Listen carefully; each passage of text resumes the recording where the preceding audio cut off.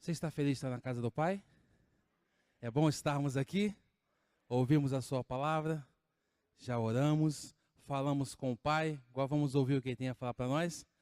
Nessa manhã vamos estudar a lição de número 9, exatamente, que nós vamos falar sobre as características de um obreiro fiel.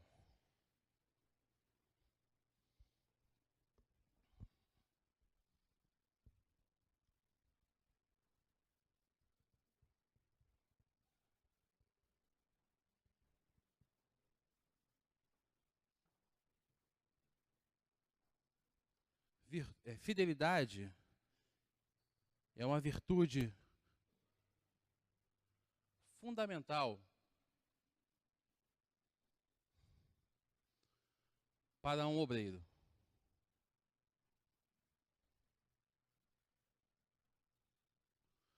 Quem se coloca como obreiro, fidelidade é uma virtude fundamental para ser um obreiro na casa do Senhor.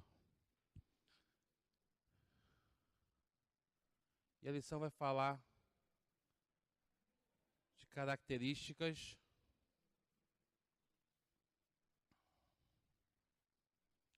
de um obreiro fiel. Eu queria começar perguntando aos irmãos: quais seriam essas características de um obreiro fiel? Lembrando que nós continuamos estudando, nosso estudo baseado no livro de Filipenses, carta que o apóstolo Paulo escreve à igreja dos Filipenses. E daqui a pouco vamos ler o texto que vai ser usado como base dessa lição. Nós vamos falar sobre as características de um obreiro fiel. E quais seriam? O que nós entendemos como características de um obreiro fiel? O que os irmãos acham? Quais seriam essas características? O que um obreiro fiel precisa ser?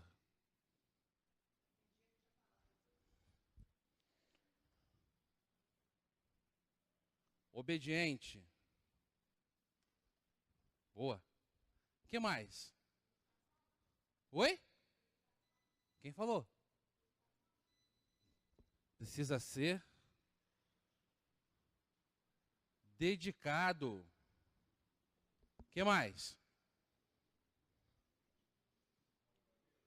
Oi? Precisa ser alguém que tenha compromisso, comprometimento.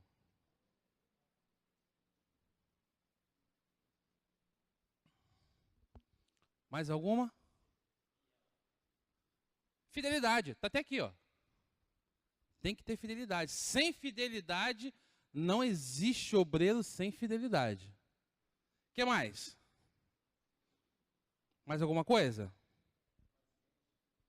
Quem falou paciente? Paciente, muito bom. Talvez hoje seja uma das qualidades mais difíceis de conquistarmos, porque vivemos num tempo onde tudo é rápido, não é? Mais alguma? Oi? Um obreiro precisa ser amoroso. O obreiro de Deus precisa ser amoroso? Deve ser amoroso. Mais alguma?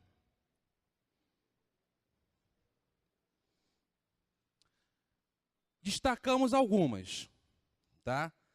Mas a minha proposta é nós construirmos a aula juntos e nós irmos além das características, tá?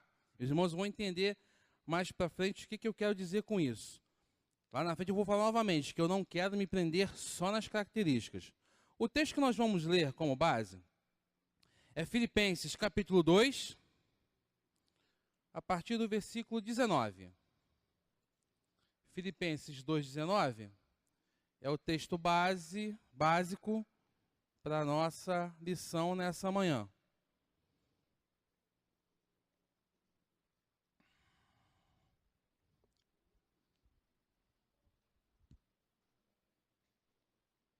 Filipenses 2, vou ler do 19 ao 30.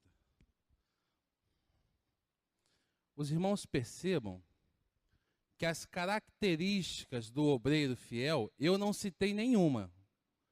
Quem citou foram os próprios irmãos. Ou seja, nós sabemos quais são as características para ser um obreiro fiel.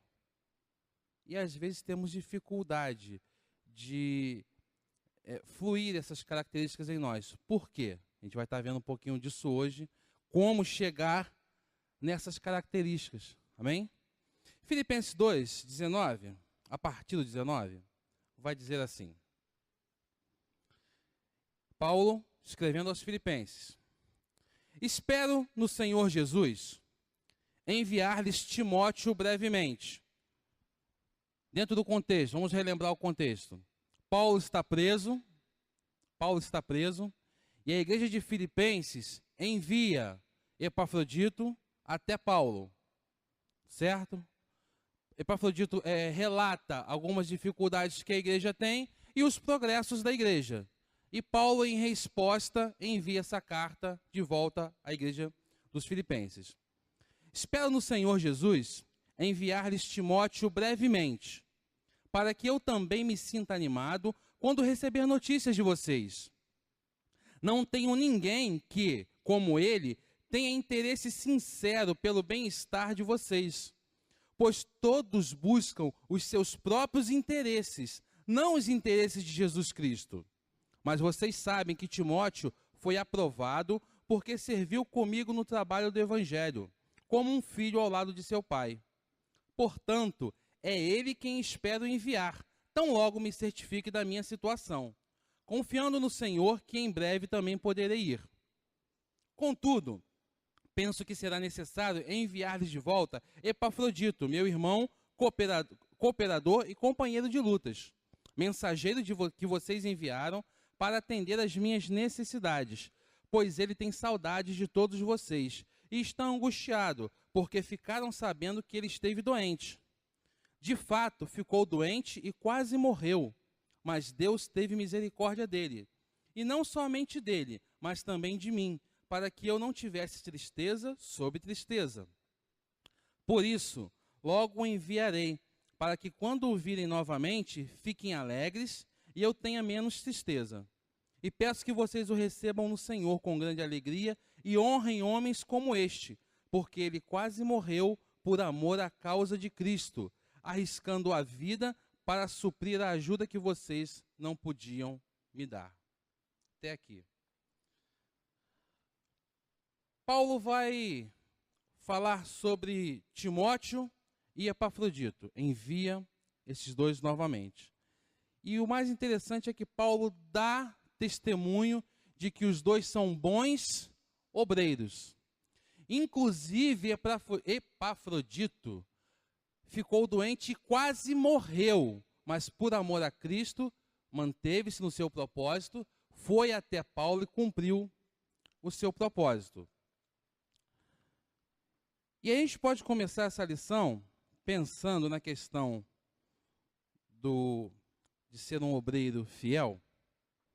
Estamos dispostos a abrir mão de nossos interesses pelos interesses de Jesus? Será que estamos dispostos a colocar a nossa vida em segundo plano quando o Senhor nos requer que coloquemos Ele em primeiro lugar? Será que estamos dispostos a abrir mão disso? O texto diz, no versículo 24, que Paulo mandaria Timóteo porque todos os outros buscavam os seus próprios interesses, não os interesses de Jesus. Mas Timóteo tinha sido aprovado, porque ele priorizava a vontade de Deus na vida dele. Nós temos tantas ocupações, tantas coisas na nossa vida, né, pelas quais devemos lutar, pelas quais devemos conquistar, pelas quais devemos brigar, nosso trabalho, faculdade, estudo, família, não é? Que naturalmente acabamos deixando para segundo plano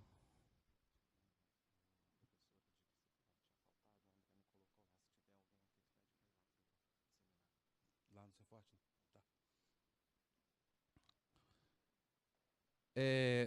se tiver alguém aqui que é da turma de discipulado, a professora parece que não tinha vindo, mas o Daniel vai assumir a turma. Então, que tiver aqui alguém do discipulado, só acompanha o nosso irmão lá no Ceforte, na salinha de vocês, vai ter o estudo lá, ok?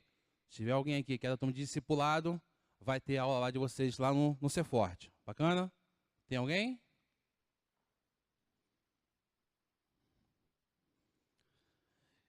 Então, no meio disso tudo, como eu estava dizendo, no meio de todas as nossas atividades diárias, cotidianas, naturalmente, acabamos deixando coisas que são importantes na vida espiritual de lado. A nossa fidelidade começa a não ser tão fiel assim. E às vezes precisamos parar e refletir e perguntar: será que nós estamos dispostos a abrir mão dos nossos interesses para atender aos interesses de Jesus?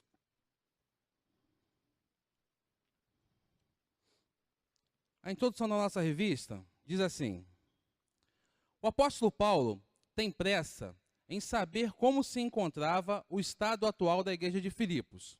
Ele desejava novas notícias e ajudar os irmãos, já que Epafrodito estava com ele há algum tempo. Como não poderia ir pessoalmente, pois estava preso, ele tinha a preocupação de enviar o melhor obreiro que ele tinha para aquela igreja, Timóteo, que no grego significa quem honra a Deus ou alguém honrado por Deus. Esse obreiro era experimentado e havia aprendido muito na sua convivência com Paulo. Não haveria também ninguém ao nível de Timóteo que se preocupava com os irmãos filipenses da maneira sincera e que não iria se aproveitar da igreja. Paulo enviaria também Epafrodito, que havia ido até a prisão de Paulo em nome da igreja, levar uma oferta ao apóstolo. Não se sabe ao certo se Epafrodito era um dos líderes da igreja em Filipos ou um cristão comprometido com Cristo, mas é bem evidente que Paulo tinha por ele elevada consideração e estima, ao chamá-lo de meu irmão, cooperador e companheiro de lutas. Epafrodito chegou às portas da morte para suprir o que faltava de socorro para o apóstolo. Timóteo e Epafrodito são dois obreiros de valor. Já é difícil falar Epafrodito. Com a língua presa, então, é mais complicado ainda. Mas vamos lá. Então, como eu estava comentando, a lição vai mostrar Epafrodito e Timóteo como obreiros fiéis, como pessoas dignas de confiança, pessoas dignas de serem colocados como obreiros da casa do Senhor.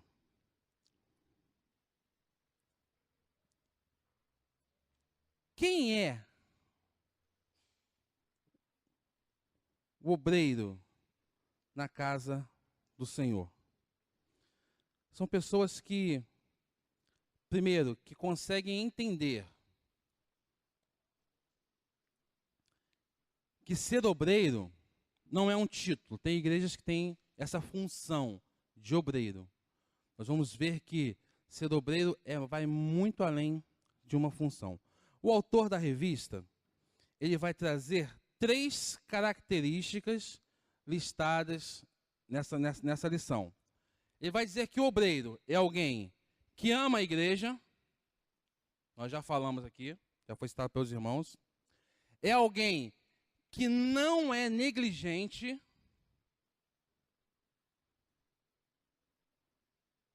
ou seja, alguém que é dedicado, e que é alguém que possui histórico de vida.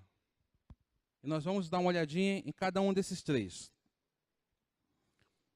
Primeiro, o autor vai dizer que o obreiro fiel é alguém que ama a igreja de Jesus. Está lá na revista. Primeiro ponto, depois da introdução, está lá. O obreiro fiel, ele ama a igreja de Jesus. Pois todos os outros se preocupam com os seus próprios interesses e não com os de Jesus Cristo. Filipenses 2, 21. Cuidando em primeiro lugar dos interesses de Jesus. Timóteo não era egoísta. Isso é um alerta para nós. Estamos de fato buscando os interesses de Jesus? João Batista disse a respeito de Jesus: convém que ele cresça e eu diminua. Quando eu falo de nós colocarmos a vontade de Jesus à frente da nossa, eu não estou dizendo que devemos abandonar as nossas responsabilidades, que abandonar o nosso trabalho, de abandonar a nossa família para estar na igreja. Não é disso que eu estou falando. Pode acontecer do Senhor requerer de alguém que abra a mão do seu emprego para uma determinada obra? Pode, mas isso é regra? Não. Isso, além de ser exceção, é algo específico. Já contei aqui de pessoas que falam: vou viver pela fé, e larga o emprego. Se Deus não mandou, vai passar dificuldade. Não se iluda. O Senhor não vai me deixar passar necessidade. Amém. Mas dificuldade vai passar, para deixar de ser lambão e interpretar a palavra errado. Certo?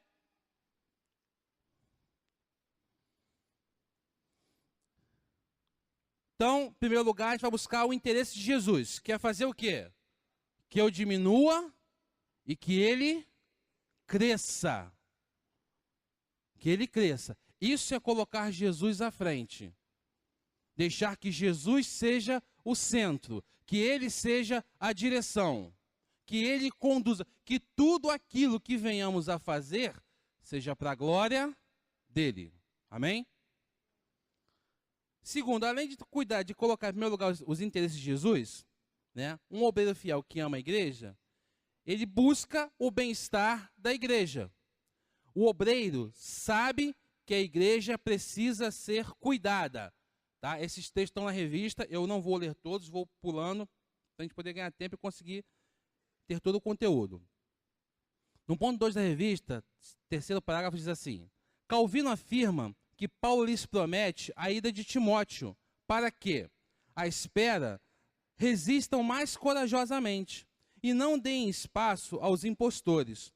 Pois como na guerra, a expectativa de socorro anima os soldados a ponto de impedi-los de desistir.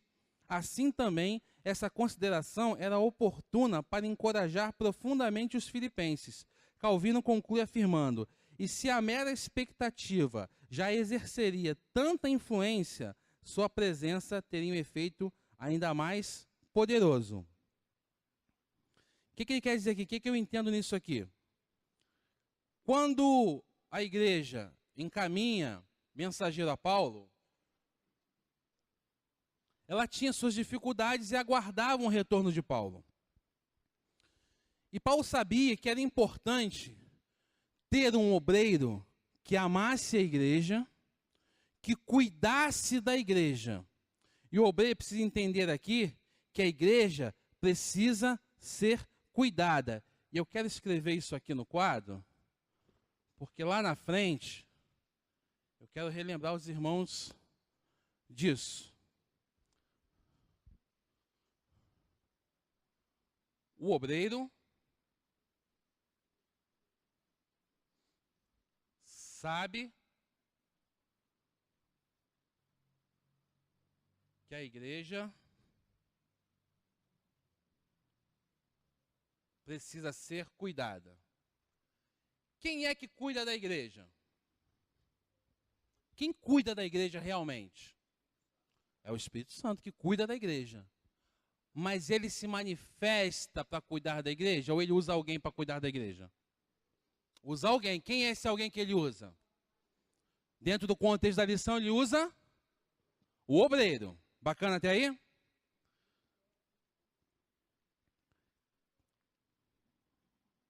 Cada obreiro, ele deve cuidar da igreja à medida que ele vai sendo comissionado por Cristo.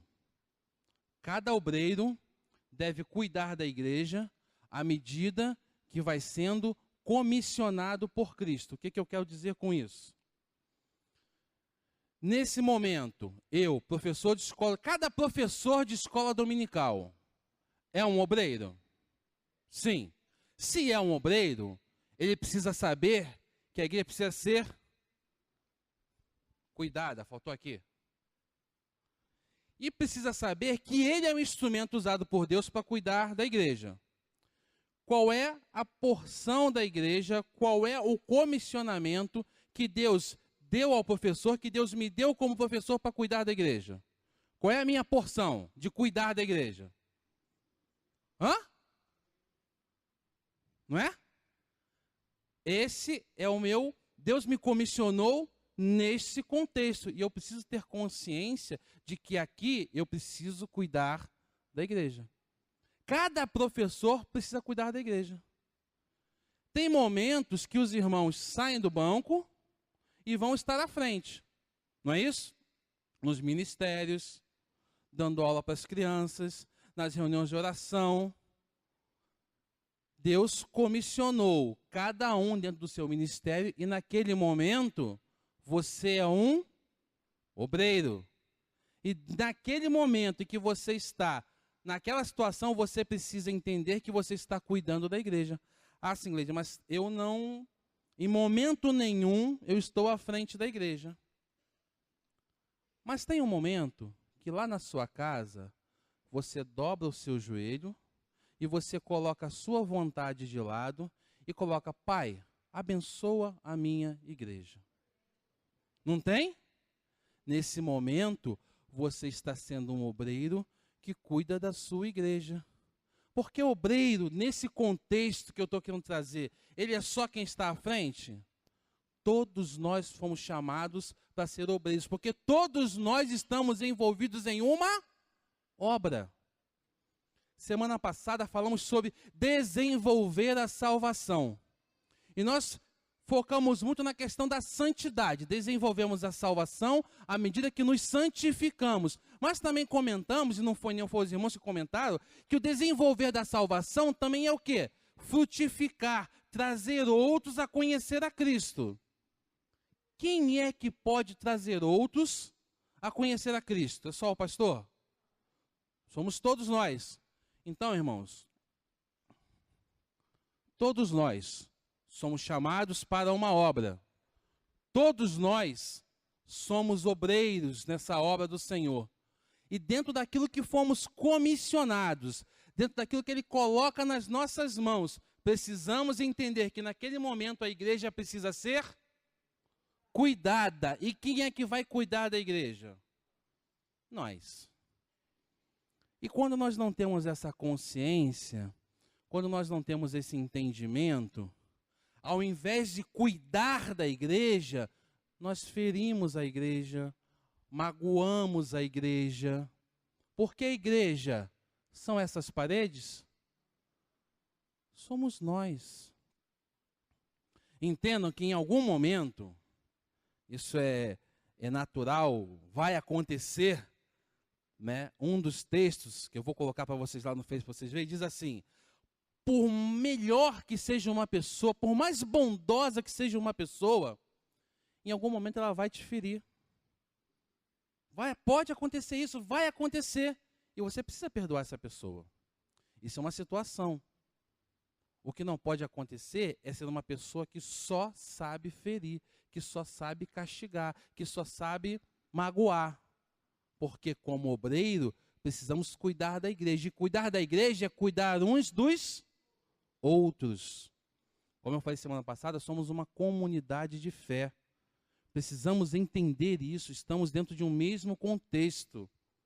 E precisamos cuidar uns dos outros. Então, cada um deve cuidar da igreja à medida que vai sendo comissionado por Cristo. Tá? Esse cuidar da igreja é necessário que exista, uma das características que nós falamos, né? É necessário que exista, que o obreiro seja amoroso. É necessário que exista amor. Porque diz aqui que o obreiro fiel ama a igreja. O que significa amar? O que vocês acham que significa amar? O que é amar na prática? Ah, eu amo minha esposa. Bacana, bonito, legal. E na prática? Não, a gente não conversa, eu não tenho tempo para ela, porque eu trabalho muito, eu sou ocupado. Entendeu? Final de semana não tem como, eu tenho que preparar minha aula da escola dominical, né? Porque eu dou desculpas santas. Isso é amor? O que que é amor? O que que é amar? Cuidar. O que mais? Respeitar, muito boa. O que mais? Sustentar, e eu não estou falando de sustento financeiro, de sustento emocional, psicológico.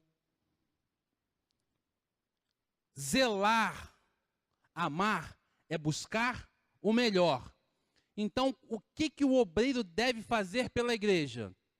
Cuidar, zelar, respeitar, buscar o melhor. Esse é o papel do obreiro.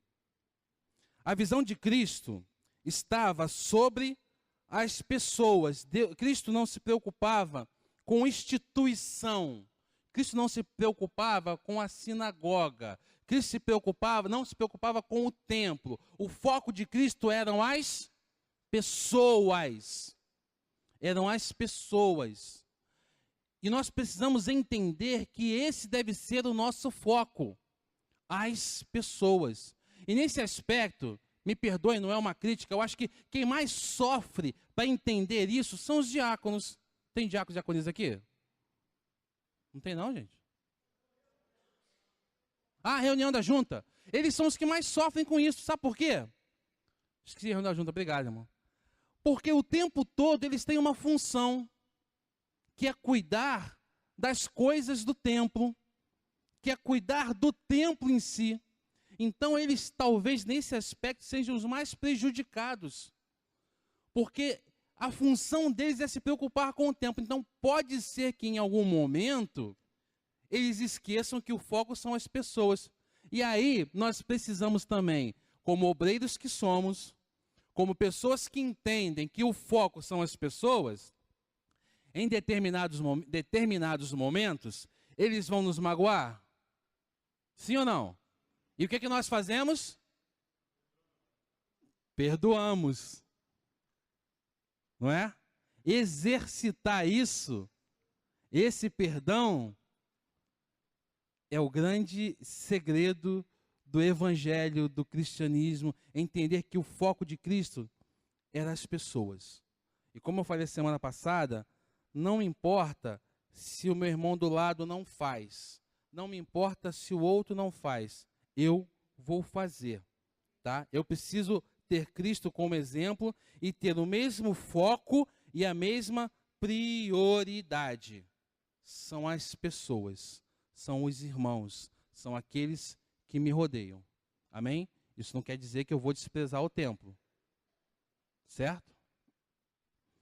Oi?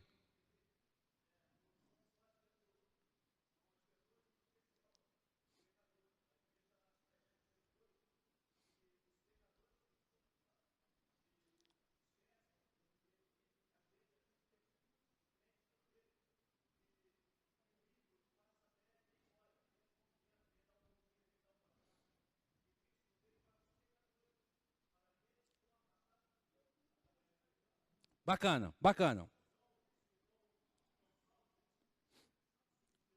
Deixa eu só fazer a diferenciação.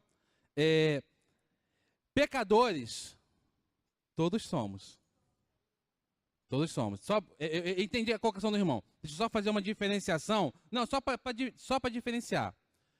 Paulo está escrevendo a quem? A uma igreja. O foco da carta de Filipenses é a igreja. E aí eu me prendi no foco da carta, tá? O foco da carta é a igreja, é o tratamento com a igreja, entre os irmãos. E aí o irmão trouxe uma coisa importante. Eu falei que o nosso foco precisa ser no mesmo foco de Cristo, e que o foco de Cristo são as pessoas. E o irmão levantou ali que o nosso foco devem ser os pecadores, e eu entendi que o irmão disse como pecadores, aqueles que ainda não foram justificados, tá? Os pecadores não justificados.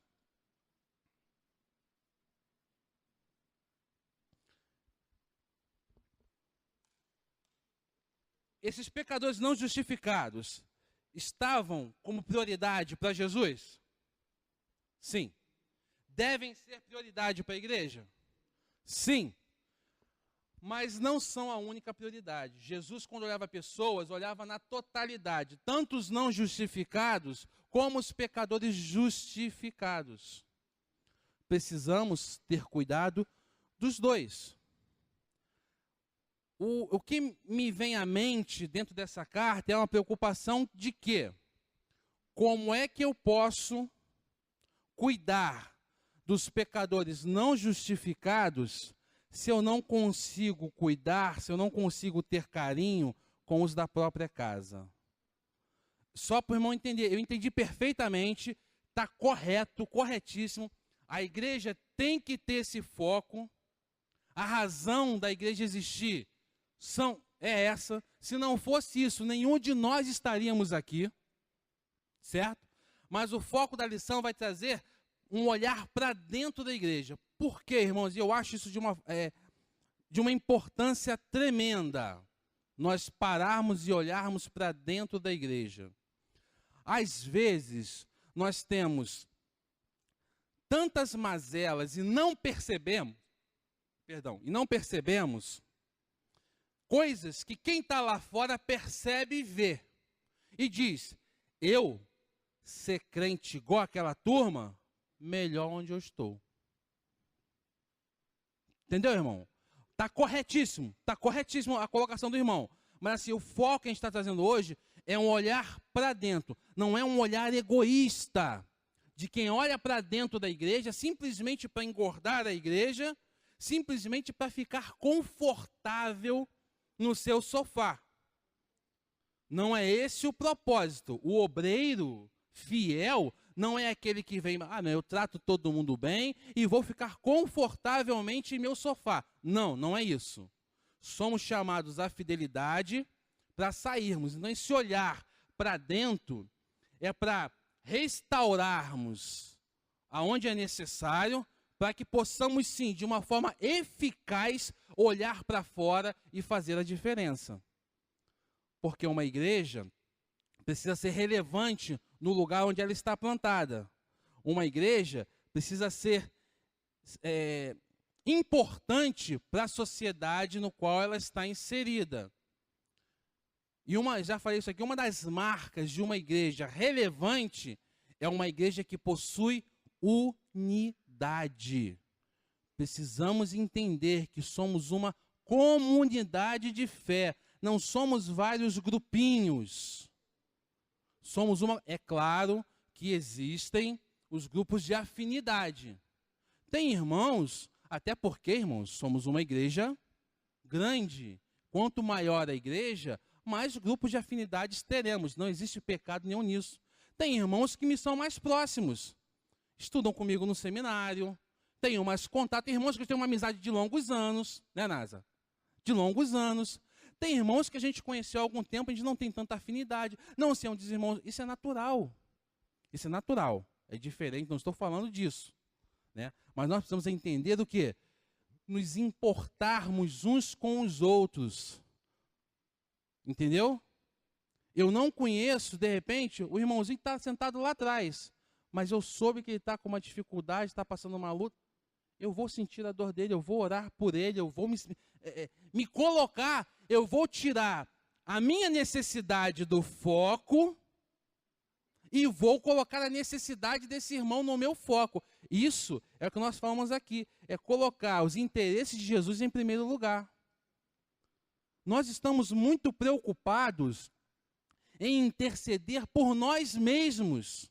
E nós precisamos entender que à medida que eu me preocupo, já falei isso aqui, e que eu me ocupo com as coisas de Deus, Deus se ocupa das minhas. Irmãos, eu não creio que no momento que você estiver passando por uma luta, mas que você se levanta e intercede por uma outra pessoa, eu não creio que Deus olhe para você e não levante em outro lugar alguém para interceder por você.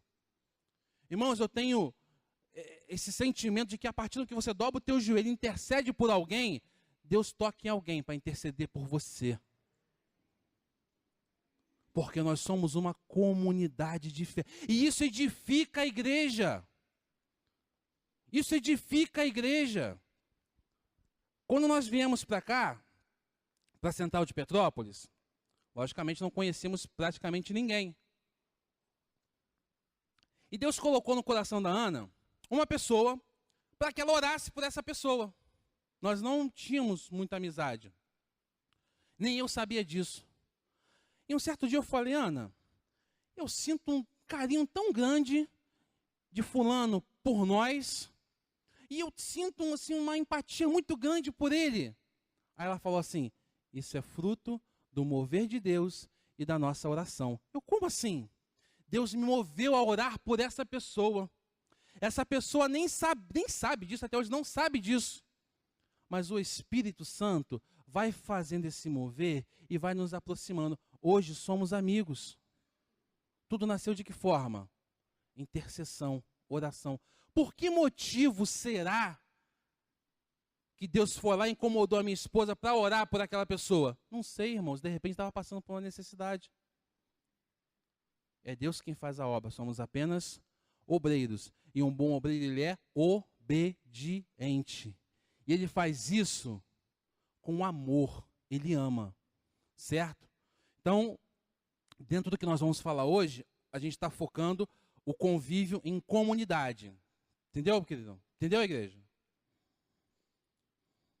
Então, o obreiro fiel, ele ama a igreja. Segundo ponto, que a revista diz aí, o obreiro fiel, ele... Lê para mim aí, o que diz o segundo ponto? Não é negligente.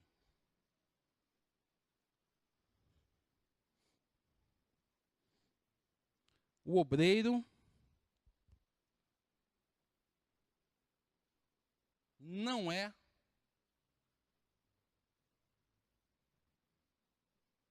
negligente. O que é um cara negligente?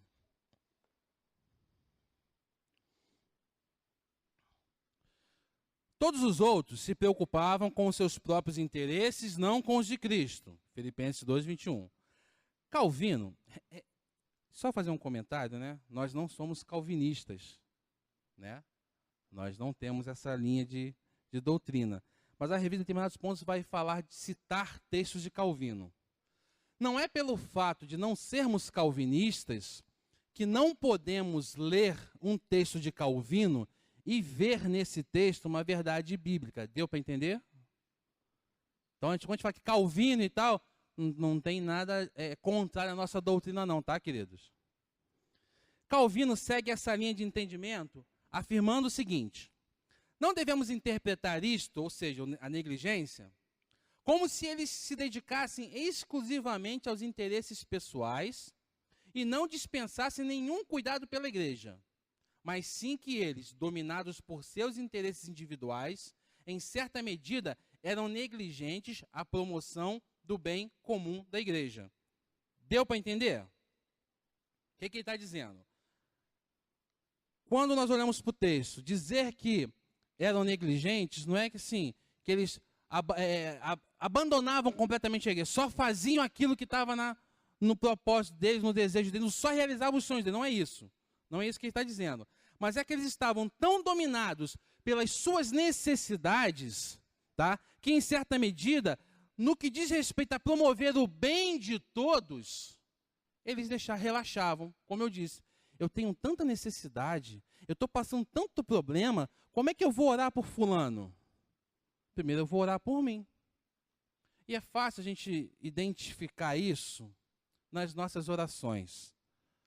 Quando você for orar, observa quanto tempo você pede por você mesmo. Quanto tempo você intercede pela sua igreja. Quanto tempo você intercede pelos outros. Quanto tempo você glorifica a Deus. Geralmente, nossas orações são uma lista de pedidos. Não é assim? Não é? Então, a gente precisa dar uma mudada. Nós precisamos, dentro da nossa oração, ter um momento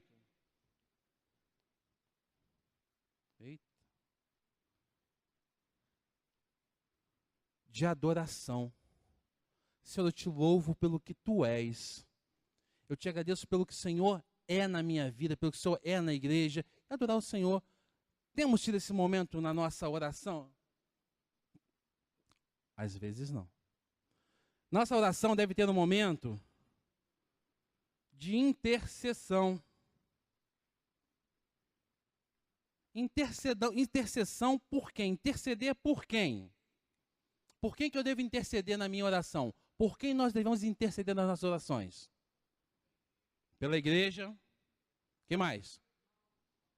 Pelos irmãos, pelos pastores,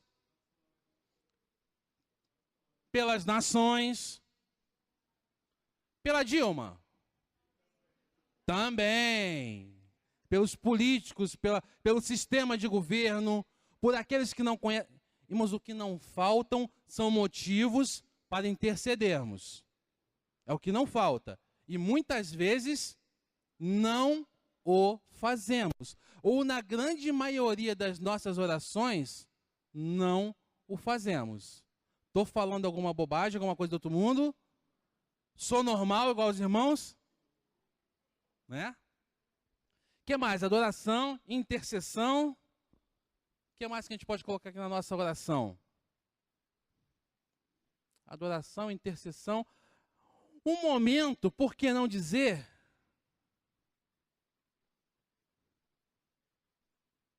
de silêncio. Como é que é esse negócio, orar em silêncio? A gente fala, mas não ouve. Mas assim, Gleide, eu não consigo ouvir ao Senhor.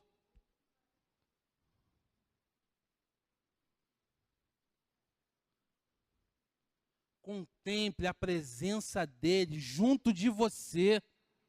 Mas eu não estou vendo, irmão, você não precisa ver, você só precisa crer. Porque ele prometeu que estaria conosco. E dentro de todo esse contexto, faça os seus pedidos. É pecado pedir ao Pai? Não. Aí eu não entendo. Rapaz, eu não consigo orar mais do que 3 minutos. E já fico sem assunto para falar com Deus. Escreve esses tópicos aqui. Separa tempo para cada um deles. Você vai ver se você não vai passar de 3 minutos de oração. E vou te dizer mais. À medida que você exercitar isso, você estará exercitando a sua fidelidade como obreiro, e você vai descobrir um prazer em orar e em estar com Deus que você nunca tinha visto antes. Amém? Eu creio nisso. Eu creio nisso.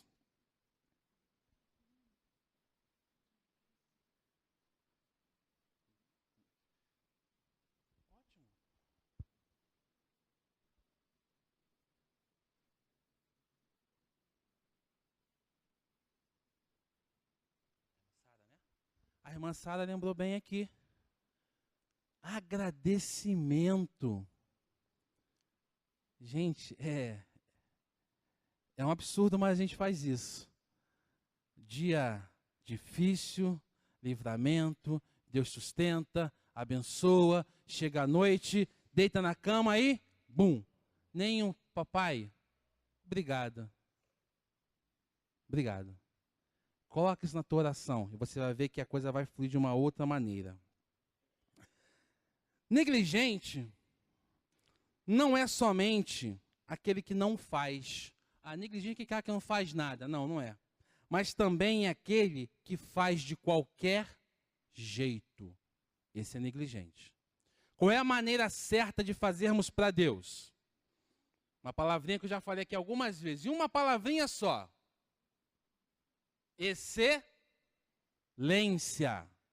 A maneira certa de fazer para Deus é fazer com excelência. E quando eu falo em fazer com excelência, não queira se medir por ninguém. Excelência é você fazer o seu melhor. O seu melhor é diferente do melhor do irmão. Dá para entender? Ah, fulano faz desse jeito. É o melhor dele, irmão. É o melhor dele. O seu melhor pode ser simples. Pode ser aos seus olhos, às vezes, pequeno. Lembra da oferta da viúva? numericamente falando, era a menor oferta. Mas foi uma oferta excelente. Por quê? Porque ela deu o seu melhor. Então, não negligente, ou seja, é alguém, um obreiro que tudo que pega para fazer, faz com excelência. E por último, que é o terceiro ponto que a revista fala, possui um histórico de vida. O que ele quer dizer com possuir um histórico de vida? O bispo Anderson Caleb diz assim: um obreiro não se faz no micro-ondas, mas se faz no fogão a lenha. O que ele quer dizer com isso? O que o bispo Anderson Caleb quer dizer com isso? Cheguei na igreja, pá! Quero fazer, quero acontecer, quero dar aula, quero ministrar, quero pregar, eu quero... Não, pregar a gente não quer não, né? Dá trabalho, né? Eu quero é aparecer, quero cantar no ministério de louvor, quero estar no púlpito. É assim? Apertou o botão, 2 minutinhos, tá pronto o obreiro. Nem é assim não, meu irmão. Nem é assim não.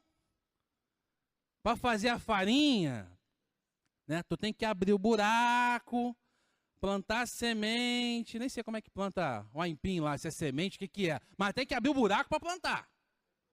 Tem que esperar o tempo daquele vegetal crescer, ficar maduro. Agora está pronto. Não, você tem que ir lá, arrancar aquele negócio, dependendo do tamanho da raiz, dá um trabalho danado. Eu tentei tirar aquilo. Se você quebra ela toda. Tem que limpar. E aí, depois que está bonito, né? O aipim bonitão para fazer a farinha, o que você faz? Tem que moer. Irmãos, o obreiro não é diferente. O obreiro, ele não é fabricado, ele é forjado. Qual é a diferença de ser forjado para ser fabricado? Fabricado, você pega a peça, vai montando, constrói. Aquilo que é forjado, não. Ele vai no fogo. Não é assim aquilo que é forjado? O obreiro é forjado, irmãos. Entendeu? Ele é feito no forno, leva tempo. Ah, mas fulano chegou agora e é uma bênção, já tem 6 meses de igreja, já é um crente. Irmãos, amém. Eu creio que tem pessoas que se convertem e que realmente a conversão é tão verdadeira que você vê a sinceridade no coração. Mas eu já participei, já vi situações onde na igreja a pessoa vinha, se convertia. No ano seguinte, a pessoa estava na chapa de eleição para concorrer a cargo na igreja. E a pessoa ganhava. Sabe o que acontecia? Largava no meio do caminho.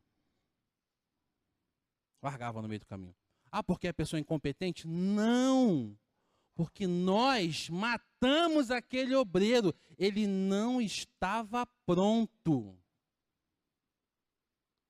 Quando aquele obreiro passa por esse processo e se frustra, mas permanece na igreja, amém, dá tempo de curar. E quando a pessoa frustrada, vai embora.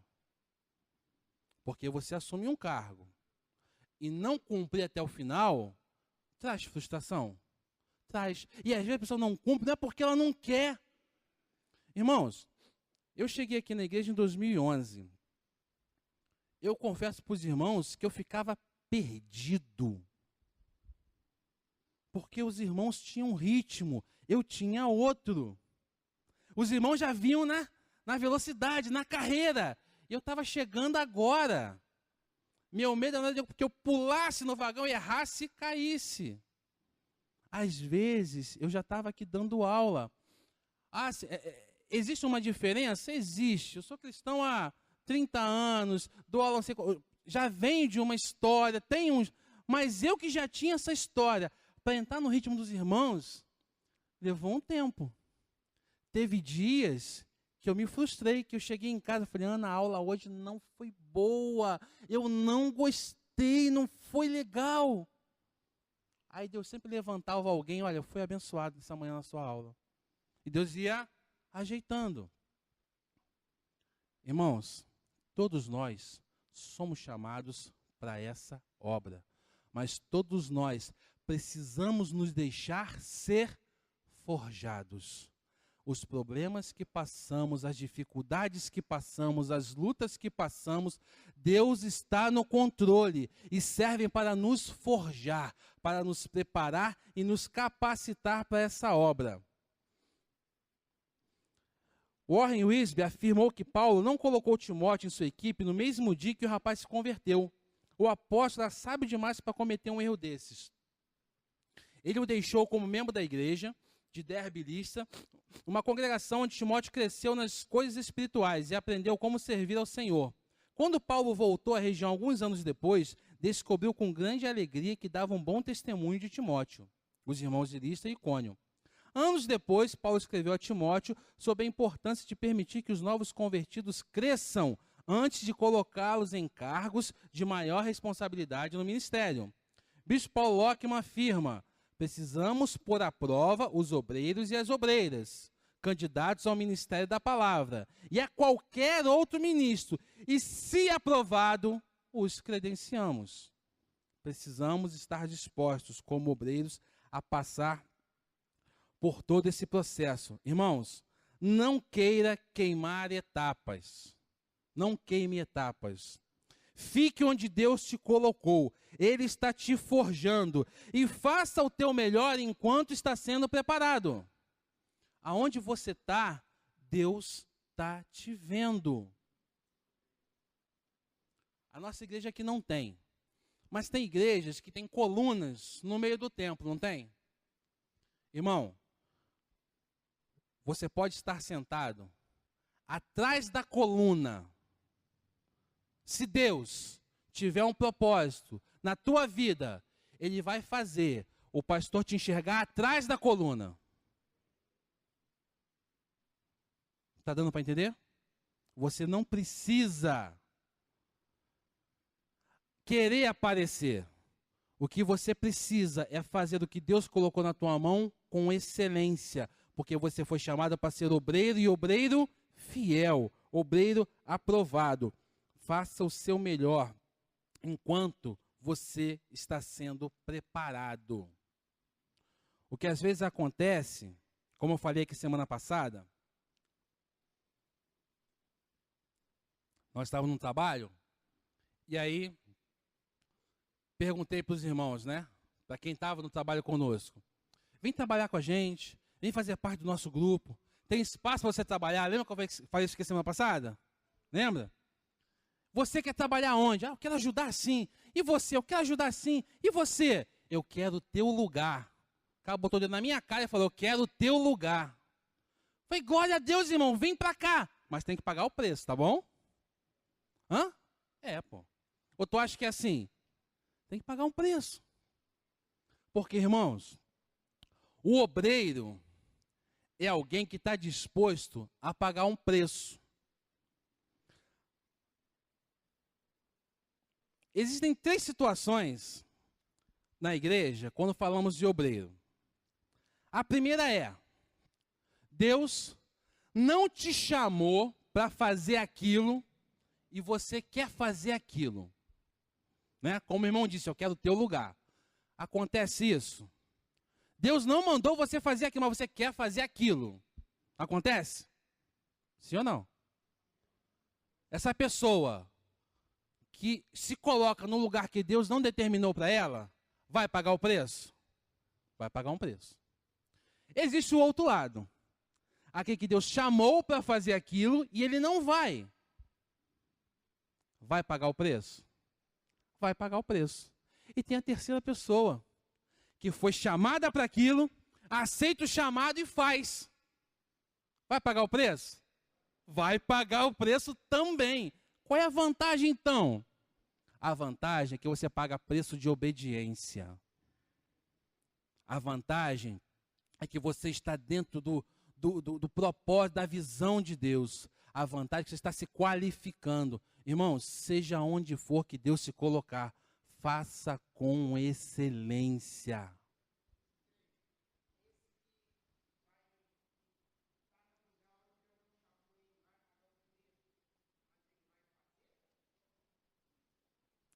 Irmão, eu creio até que ele possa até fazer.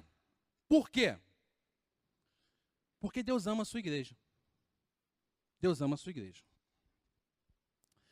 E aí o cara chega, por exemplo, vou pegar o exemplo, né? O cara quer o meu lugar, ele quer dar aula aqui na frente. E ele quer porque ele quer. E pode vir aqui dar aula. O irmão pode ser até abençoado pela aula dele. Porque Deus ama o irmão. Ele quer instruir o irmão. Qual é o propósito de Deus? Pessoas, é a igreja. Enquanto Deus usa esse cara, que não está na posição dele para te abençoar, Deus está tratando dele. Deus está apertando ele. Deus está moendo. E se ele tiver o coração voltado para Deus, entender que isso aqui é a motivação da vida dele, ele vai entender. Irmão, quer ver um exemplo? Durante 16 anos eu fui ministro de louvor. 16 anos eu fui ministro de louvor. Foi um momento que Deus falou comigo grandiosamente. Chegou um dia que Deus falou assim, ó, chega, acabou. Chega de brincar. Irmãos, pelo amor de Deus, ministério de louvor não é brincadeira. É para minha vida, para minha vida. Ministério de louvor é um troço seríssimo. Essa galera fica aqui na frente, tem um alvo no peito. Porque eles são a cara da igreja. São a cara da igreja. Quando o diabo fala assim, vou derrubar aquela igreja, ele tem alguns alvos principais. O ministério de louvor é um deles. Amém? Nas nossas orações e intercessões, nem o ministério de louvor. Tá? Mas na minha vida, Deus tinha uma outra coisa. Que era a palavra. Era o propósito de Deus. Deus me ensinou durante 16 anos o que é adorar, o que é louvar, a estar na presença dele durante 16 anos. Mas chegou um ponto que ele falou, ó, chega, acabou. Meu negócio contigo agora é outro. É outro. E eu fui de primeira? Claro que não. Eu amo cantar. Amo cantar. É uma coisa que me faz um bem tremendo. Eu insisti por 3 anos. Deus me arrancou da minha igreja. E quando eu saí, né, bobão, Deus está me tirando daqui porque eu sou bom demais para essa igreja. Irmão, a gente é bobão. Enquanto o Senhor não trata, a gente é bobão. E aí saí daquela igreja, fui para outra igreja. Quando chegou naquela igreja, Deus falou assim, aqui não é teu lugar, é de passagem. Fiquei 1 ano naquela igreja. Irmãos, como eu fui alimentado, como eu fui tratado, como eu fui ensinado naquela igreja. Deu 1 ano, aí eu falei, Senhor, agora eu quero a minha casa. Eu preciso estar numa igreja que seja minha. E aí Deus me levou para a Oegina de Bangu. Primeiro dia que eu botei os pés na igreja, o pastor Jorge Vitor pregando, Deus falou, é aqui que eu te quero. Aí eu falei, Senhor, mas como é que é esse negócio? Eu não estou entendendo. Você não precisa entender nada. O propósito é meu. Agora eu vou cuidar de você. Voltando lá atrás, durante 3 anos que eu resisti ao Senhor, eu continuei ministrando louvor. A igreja continuou sendo abençoada. A presença de Deus continuou sendo manifesta. Eu vou falar da minha experiência, tá? Eu via o mover de Deus, mas nem sempre eu sentia o mover de Deus. Deu para entender a diferença? Eu não posso colocar isso numa caixa. Tem pessoas que estão no lugar errado e quando botar o pé aqui, eu estou dando aqui com um exemplo, a igreja vai bater o olho e falar, cara, não é esse cara. Pode acontecer? Pode, mas pode não acontecer. O Espírito Santo não age como receita de bolo. O importante é eu entender que o meu papel como obreiro eu tenho que cumprir. E se eu identifiquei quem está na frente não é o lugar dele, eu vou orar por ele. Eu vou, Senhor, abre os olhos dele. Não vou pedir, Senhor, manda fogo e queima. Não é isso, gente. Senhor, abre os olhos. Sabe qual é a coisa mais importante na vida de um obreiro, na vida de um cristão? Sabe qual é a coisa mais importante? É a tua máscara cair. Sabe para quem? Para a igreja? Para o pastor? Para você mesmo. Quando a tua máscara cai para você e você consegue se enxergar realmente quem você é, isso é transformador. Isso é transformador. Quando você se olha no espelho, né? Entenda que não é um espelho literal, e você vê quem você é. Deus fala assim, ó, para você, coisas, você é assim. E você fica, eu? Eu não. Mas lá no fundinho, você sabe que é. Aí você sai dali e você fica você muda. Você muda. Quando a tua máscara cai para você mesmo. E é isso que a gente precisa ter essa noção de comunidade. Eu não quero que o irmão seja exposto, eu quero que a máscara caia para ele, que ele enxergue a si mesmo como ele é. É isso que a gente precisa entender. É isso que produz o crescimento da igreja. Está dando para entender, irmãos? A gente precisa crescer e fazer o outro crescer. Orando, intercedendo, ajudando. É assim que a gente cresce. E como eu falei, a gente colocou algumas características. Respondido, irmão? Eu não quero só me prender nas características de um obreiro. Elas são importantes. Só que eu acho que mais importante ainda é entender a essência. Porque quando a gente entende a essência do evangelho, do cristianismo, a essência do que é ser obreiro, as características vão fluir. Como eu falei aqui, paciência. Gente, eu sou um cara impaciente. Eu reconheço, essa marcha caiu para mim. Como é que eu consigo, impaciente que sou, exercer a paciência? Como?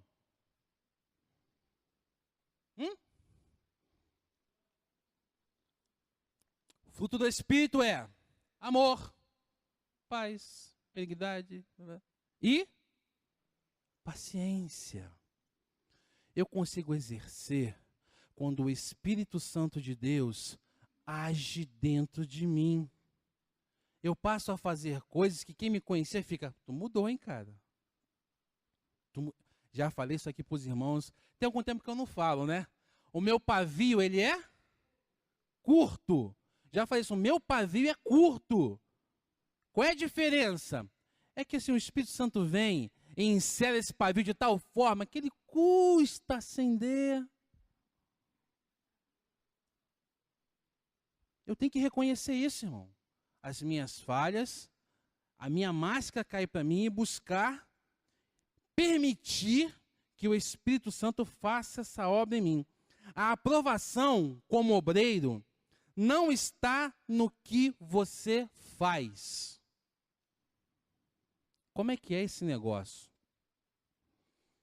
O obreiro, na casa do Senhor, é alguém que faz, certo? Ou errado? Certo ou errado, gente?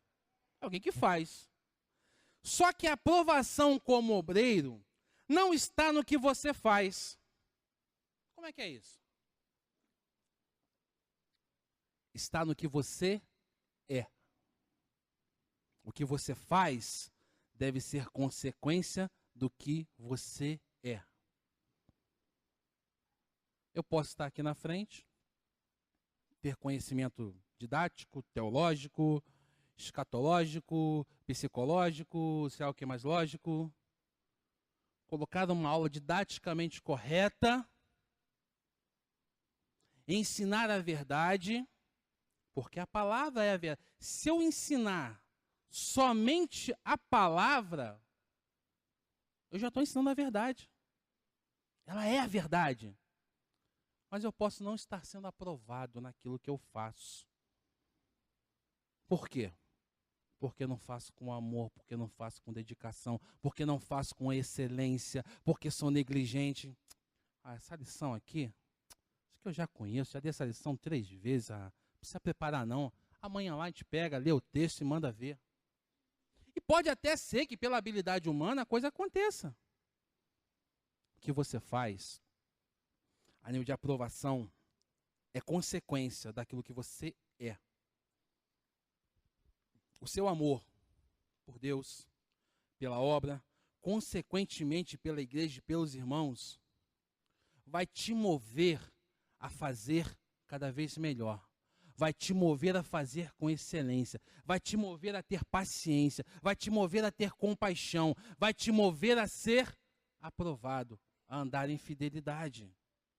Antes de fazer, antes de ter, eu preciso ser. Lembra do obreiro forjado?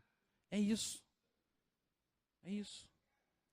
Nós somos forjados na dificuldade, na luta? Sim, mas também somos forjados na nossa vida devocional, no momento de oração, no momento de adoração, no momento de ler a palavra, de meditar diante do Senhor. Somos forjados ali também. Entenda, nós não somos queimados, somos forjados, passamos pelo fogo para sermos preparados, para sermos mais resistentes, para suportarmos aquilo que naturalmente não suportaríamos. Tem um vídeo que eu ia trazer hoje que conta a história de um marido, não sei se vocês já viram. Ele conta rapidamente a história dele, né? Muito novo, saiu para jogar futebol, conheceu uma menina que foi esposa dele, casou. Quando estavam grávidos, descobriu que ela tinha uma enfermidade. E o bebê nasceu, meses depois ela operou e morreu. E ele ficou um pai de 27 anos, com um bebê recém-nascido, viúvo. E ao dar o testemunho, ele encerra o testemunho com uma frase que me fez pensar. A vontade de Deus, ela é boa, perfeita e agradável. E ela não é boa, perfeita e agradável só numa casa de praia, só num carro zero. A vontade de Deus é boa, perfeita e agradável num velório. Ela é boa, perfeita e agradável na falta. Ela é boa, perfeita e agradável na provação. A vontade de Deus é sempre boa, perfeita e agradável. E o obreiro fiel entende isso. Quando ele está sendo forjado, está passando pelo fogo, ele está sendo preparado. Ele entende que a vontade de Deus para a vida dele é boa, é perfeita e é agradável. Porque ele sabe o que é melhor para cada um de nós. O fato de estarmos na igreja, o fato de você estar na igreja, não te faz aprovado por Deus. O simples fato de você estar na igreja não é uma condição sine qua non para que você seja aprovado. Se o fato de estar na igreja não me faz aprovado por Deus, o que me faz? Hein? Os irmãos entenderam o que eu quis dizer? O simples fato de estar na igreja não te torna automaticamente aprovado por Deus. Se estar aqui não me faz, o que me faz? Porque eu acredito verdadeiramente que os irmãos que estão aqui nessa manhã estão aqui porque querem ser aprovados por Deus. Estão aqui porque têm compromisso com Deus. Eu estava até pensando agora de manhã vindo para cá, né, eu saí um pouquinho atrasado e eu vim ligeiro. E tinha um senhor de carro passeando na rua. Falei, gente, o único maluco sou eu, assim, somos nós, que domingo tem compromisso, domingo às 9 horas da manhã. Só doido, gente, só gente, para ter compromisso domingo às 9 horas da manhã. Se você abrir mão do teu descanso, se você abrir mão da sua vontade para fazer a vontade de Deus, é porque você quer ser aprovado por Deus, você não está aqui de brincadeira. E se eu digo para você que o simples fato de estar aqui não nos faz aprovado, o que então que nos faz aprovado? É entendermos a essência do cristianismo. É entendermos o que Deus quer para nós. É permitirmos que o Espírito Santo habite em nós a ponto de fluir todas aquelas características das quais nós falamos. O que nos faz ser aprovado é a essência. E essa essência é o Espírito Santo de Deus em nós. Qual é a prova que eu tenho de que o simples fato de estar na igreja não nos faz aprovados? Aqueles que condenaram Jesus à morte estavam onde? Quem foi que condenou Jesus à morte? Quem pediu a morte de Jesus? Sacerdote, sumo sacerdote, a igreja. Não identificou a essência do Cristo. 2 Timóteo 2,15, a gente não vai ler para a gente poder ganhar tempo, vai falar sobre apresentar-se a Deus como obreiro aprovado. Irmãos, em alguns domingos a gente fala e volta a um ponto em comum. Como eu me apresento a Deus como obreiro aprovado? O que eu preciso ter na minha vida para ser obreiro aprovado? Começa a pensar, fazer ação social, fazer isso, fazer aquilo, fazer aquilo, fazer aquilo. Mesmo que eu falei, antes de fazer, eu preciso ser. Como é que eu sou? Como é que eu me torno alguma coisa em Deus?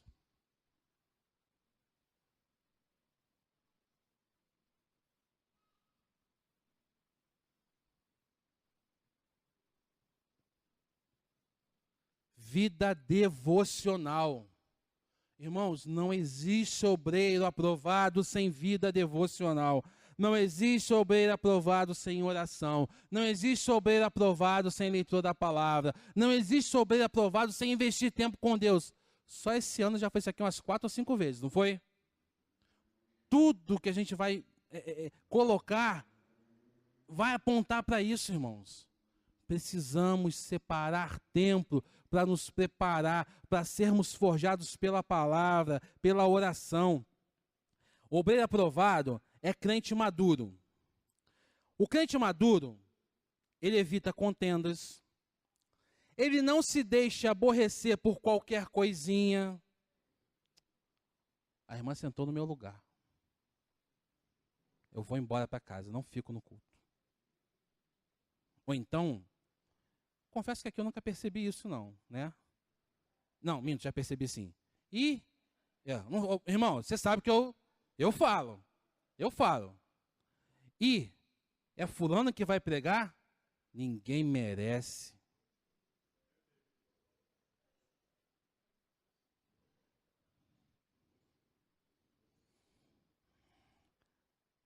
O obreiro aprovado, crente maduro, não faz comentários maldosos para atingir o irmão. Isso acontece aqui? Não, né?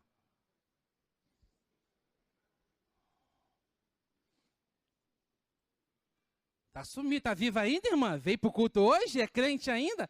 Irmãos, tem pessoas que a gente tem liberdade para brincar assim. Tem outra que você sabe que tá espetando o irmão, não é?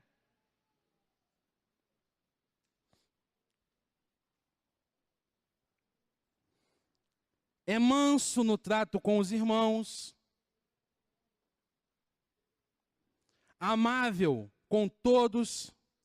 Paciente, submisso, obediente. Por aí vai. Por que eu falei que não quero me prender nas características? Irmãos, se eu consigo me voltar para a essência, que é Cristo, que é o Espírito Santo, que é a vida devocional, essas características vão se manifestar naturalmente. Assim deve ser com a igreja. Quando eu me preocupo, coloco o meu foco nas características, se torna um peso, se torna um fardo. Quando o meu foco é Cristo, quando o meu foco é a essência, essas características vão acontecer naturalmente. O fruto do Espírito vai se manifestar através de atos de justiça. Como é que eu vou lembrar de todas essas características? Eu só falei algumas. Nós podemos ficar aqui, listar dezenas de características. Como é que eu vou guardar e vou lembrar todas essas características? Como é que eu vou lembrar de todas elas no meu dia a dia? Impossível. Impossível. Só é possível quando a essência do Espírito Santo me capacita a viver assim. Está dando para entender? É Ele quem me capacita a viver assim. É o Espírito Santo. A aprovação nem sempre é prazerosa. Ser aprovado nem sempre é um momento de prazer. Pode ser um momento de luta e de dor. Qual é o exemplo maior que nós temos para isso? Jesus Cristo, o homem, foi obreiro aprovado? E qual foi o ápice da aprovação do homem Jesus? A cruz. A cruz foi o ápice da aprovação. Então, às vezes, é por meio de dor. E às vezes nós criamos modelinhos de aprovação diante de Deus. Não é? É possível uma prostituta ser aprovada por Deus? Raabe. É possível um ladrão ser aprovado por Deus? Zaqueu. É possível uma adúltera ser aprovada por Deus? Maria Madalena. Como assim? Como é que essas pessoas são aprovadas por Deus? Porque ser aprovado vem de reconhecer a Cristo como Senhor e de obedecê-lo. Posso passar 30, 40 anos na igreja. Se eu não reconheço a Cristo como Senhor e não obedeço, não serei aprovado. Mas eu estou na igreja há 30 anos e eu faço isso, eu faço aquilo outro.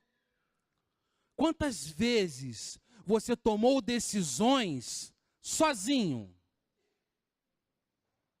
Quantas vezes, no momento de tomar uma decisão, você foi para... Senhor, qual é a tua vontade nesse negócio?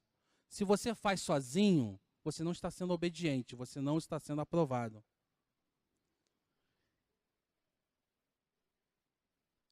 Como Raabe, Zaqueu, Madalena e tantos outros foram aprovados.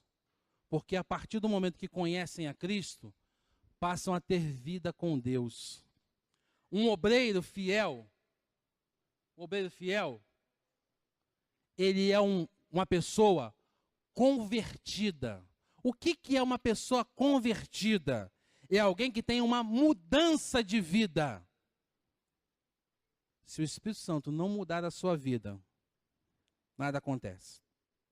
É alguém que age com sabedoria e que identifica e é identificado nas coisas cotidianas, no dia a dia. Quando você se coloca, entende o que é ser um obreiro aprovado, permite que o Espírito Santo trabalhe na tua vida cotidianamente, você passa a ser aprovado cotidianamente. Jesus não usava termos teológicos para ensinar aos povos, usava coisas do dia a dia. Termos que eram comuns a eles. É no dia a dia que a gente é aprovado. Sexta-feira, eu estava vindo para casa, para a gente encerrar nossa aula, e estava atrasado para a aula do seminário. Vida Brasil engarrafada. Saí do Rio 4h30, cheguei em Petrópolis 7h30 da noite. Vida Brasil engarrafada. E tinha um cidadão na minha frente, que ele era uma bênção, irmão. Devia ser um obreiro aprovado. Deixava todo mundo entrar na frente dele. E eu atrás dele, agoniado. Tinha um caminhão na nossa frente, que eu vi que o caminhão estava ali no acesso para Washington Luiz, né? O caminhão estava eu, esse cara e o caminhão. O caminhão já estava fazendo a curva lá para pegar o Washington Luiz. Eu estava aqui embaixo ainda, de tanta gente que ele deixou entrar na frente. Eu me chateei, mano. Vou confessar o meu pecado. Falei, não dá para ficar atrás desse cara, não. Joguei pro lado, cortei, consegui passar. Quando eu passei ele, entrou uma Kombi na minha frente. Não, o problema não é a Kombi. Tinha um adesivo na Kombi. O adesivo dizia assim: não deixe que a atitude dos outros tire a tua paz. Foi isso que eu fiz. Eu comecei a rir dentro do carro. Falei, Senhor, o Senhor fala conosco o tempo todo. Me perdoa pela minha atitude, Senhor. Eis-me aqui, me conduz até lá e acabou a pressa, acabou tudo. E eu permiti que o Espírito Santo cuidasse. O obreiro precisa ter essa sensibilidade de que Deus fala com a gente o tempo todo. Amém? Que Deus possa abençoar a vida dos irmãos. Que Deus possa capacitar